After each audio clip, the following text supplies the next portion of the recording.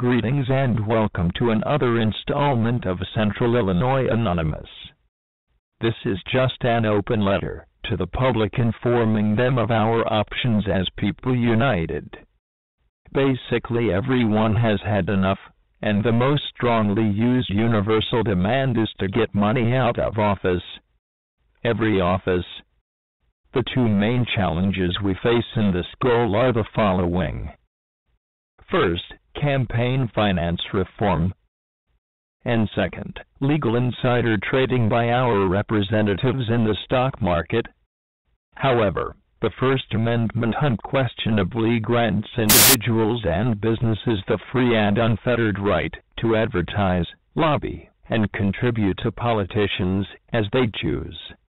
More importantly, the Constitution does not grant Congress the power to regulate campaigns.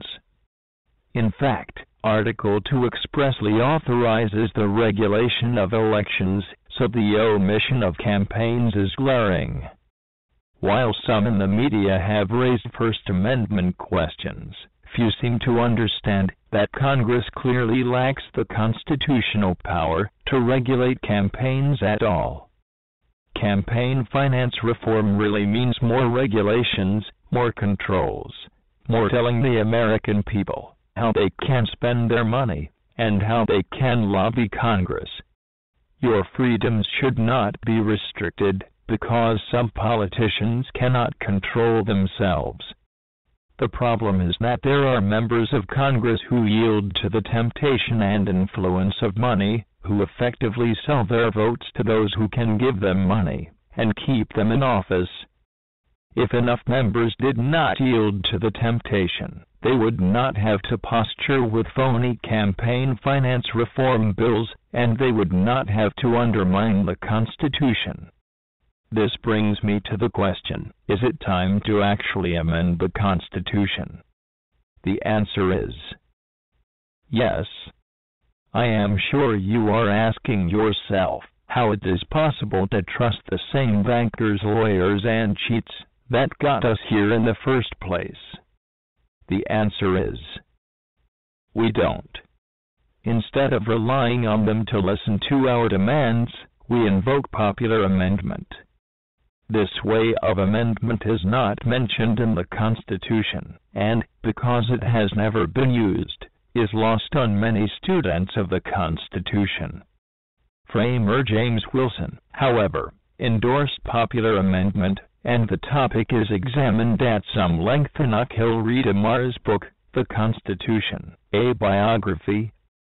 The notion of popular amendment comes from the conceptual framework of the Constitution. Its power derives from the people. It was adopted by the people. It functions at the behest of and for the benefit of the people. Given all this, if the people, as a whole, somehow demanded a change to the Constitution, should not the people be allowed to make such a change? As Wilson noted in 1787, the people may change the constitutions whenever and however they please. This is a right of which no positive institution can ever deprive them. It makes sense, if the people demand a change, it should be made. The change may not be the will of the Congress, nor of the states, so the two enumerated methods of amendment might not be practical, for they rely on these institutions. The real issue is not in the conceptual.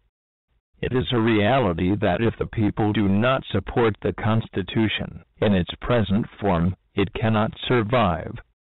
The real issue is in the practical. Since there is no process specified, what would the process be? There are no national elections today. Even elections for the presidency are local.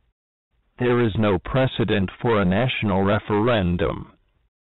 It is easy to say that the Constitution can be changed by the people in any way the people wish. Actually making the change is another story altogether. It will be hard. But if you see what I see, if you feel as I feel, and if you would seek as I seek, then I ask you to rally your legitimate lawyer friends and begin analyzing our opportunities in this educate yourselves, and spread this video. It will not be easy, but we do not forgive. We do not forget. We are Legion. Expect us.